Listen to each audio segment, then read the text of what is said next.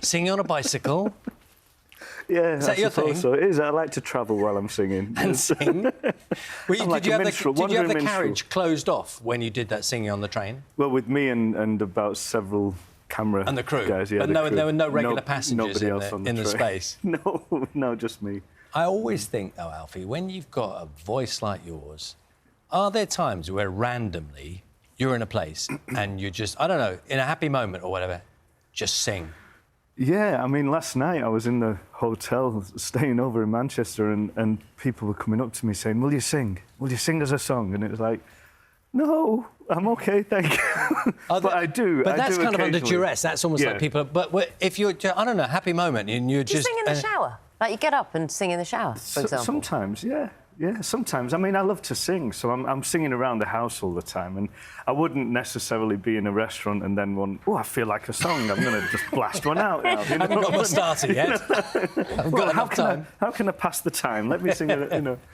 I think I'd be all right if I was in a restaurant. I don't think many people could. Really, but it is. It's nice. Like it's a precious gift that you should get, and, you know, it's your living, so you can't just hand it out willy-nilly, can you? No, I do love it. I do love to sing, and I am always willing to give a song to anybody that wants one, you know. So if I am at a party and they say, give us a song, Alfie, I will do, you know. Let's talk about this album, this amalgamation, a collusion, I think. A collusion, where the worlds collide, or collude. I don't collude. They do collude, they don't collide. There we go, get it right. There you go. Your thoughts, because I imagine you've all kind of always hankered for this kind of combination. Yeah, I mean, I grew up listening to classic rock music from a very early age, and it was always a love of mine to try and bring the two worlds together, because I went down the classical opera route.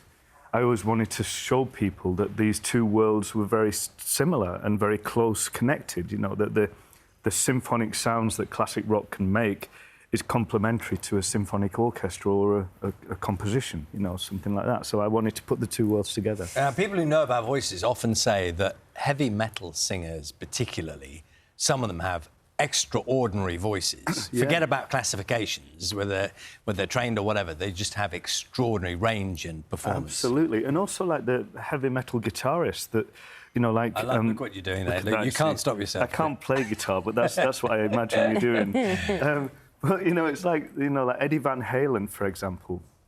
Amazing virtuoso on the guitar. He did a bit more than that. Yeah. But when you look at these violinists in symphony orchestras, and they're doing all that, but a different angle, it's the same thing. You know? How many other instruments can you do? Can you do a trombone? Do you mean impersonate? Very good. I can do the drums. The harp? Yeah, I'm talented. I went to college.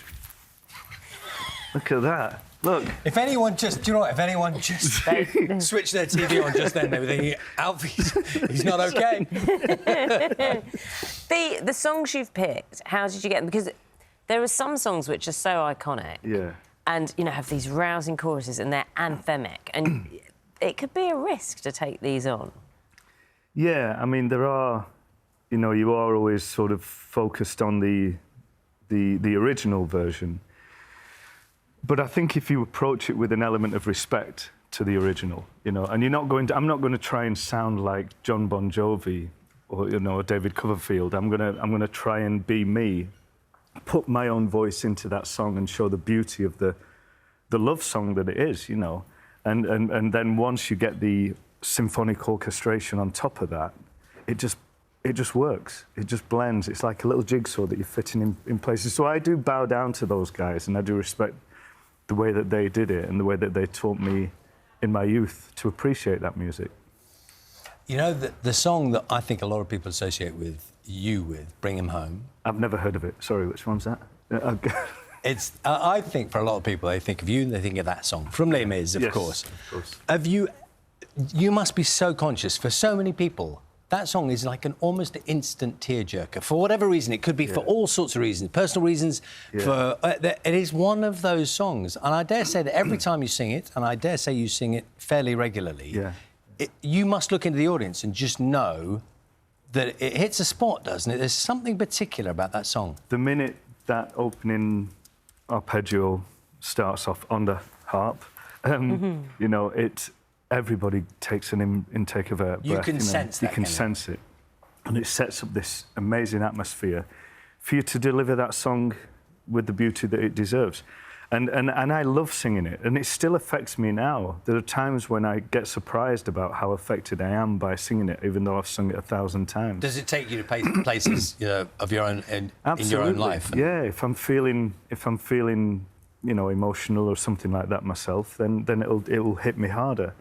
And the wonderful thing about it is when people do come up to me and say, "Your song, Bring Him Home," which is lovely for them to say because, you know, many people have sung it. But when they say, "Your song, Bring Him Home," has helped me through so many difficult times.